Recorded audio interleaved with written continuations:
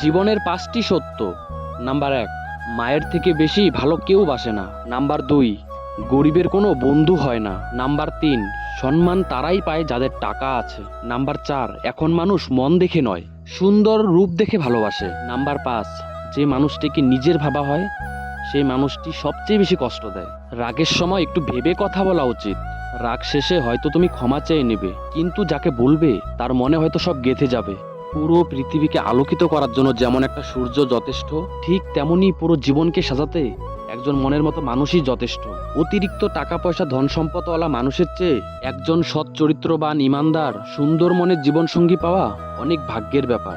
একটি কাপড়ের দোকানে লেখা ছিল, কর্মেই তোমার পরিচয়, দামি পোশাকে নয়। শুধু বড় লোক হও না, বড় মানুষ হও। যাকে দেখলে তোমার ঘৃণা লাগে তাকেও কেউ না কেউ ভালোবাসে। এই দুনিয়াটা সবার, তোমার একার নয়। মেয়ে হোক কিংবা ছেলে, সত্যি বলতে কালো মানুষগুলো কখনো কারো প্রিয় হয় না।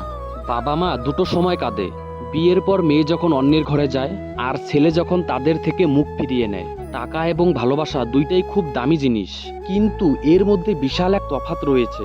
টাকার জন্য খুব ভালো মানুষও নষ্ট হয়ে যায়, আর ভালোবাসার জন্য খুব খারাপ মানুষও ভালো হয়ে যায়।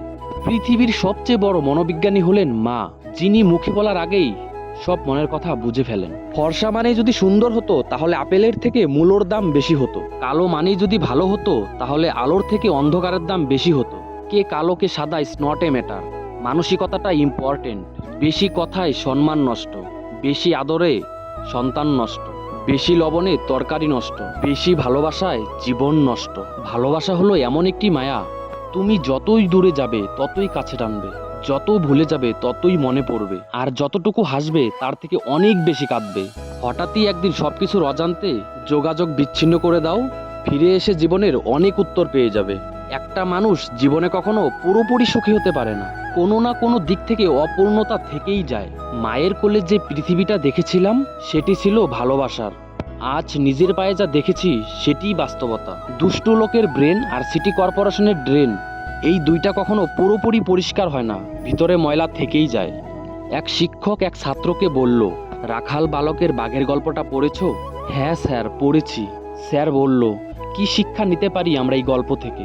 ছাত্র বলল, যতদিন আমরা মিথ্যা কথা বলবো ততদিন মানুষ আমাদের সাথে থাকবে, কিন্তু যেদিন থেকে আমরা সত্য কথা বলা শুরু করব সেদিন থেকে লোক আমাদের ধারের কাছেও আসবে না। ঠকে যাওয়াদের তালিকায় সবসময় বোকাদের স্থান হয়। আবেগের পথে না চলে বিবেকের পথে চলো, দেখবে তুমি তোমার জীবনটা সুন্দর করে গড়তে পারবে। কারণ পৃথিবীর শ্রেষ্ঠ আদালত হলো মানুষের বিবেক।